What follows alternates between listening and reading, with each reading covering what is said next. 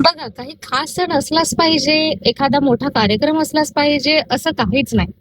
कधी-कधी अचानक एखाद्या जुन्या चवीची आठवण येतं आणि मग मन त्या चवीच्या शोधात निघून जातं. आज सकाळपासून माझ्या डोक्यात एकच विचार होता, यार लांबपोळ्या खायला पाहिजे. आणि मग सुरू झाला त्या लांबपोळ्याचा शोध. लांबपोळ्या म्हणजे आपल्या विदर्भातील एक पारंपरिक चव. पूर्वी जवळपास प्रत्येक गावात अनेक जणी या पोळ्या बनवायच्या. पण काळ बदलत गेला आणि हळूहळू या कला जपणारी माणसं कमी होत गेली. आज परिस्थिती अशी आहे की आमच्या गावात मोजून 5 ते 7 जणींना अजूनही या असल्या लांब पोळ्या बनवता येतात.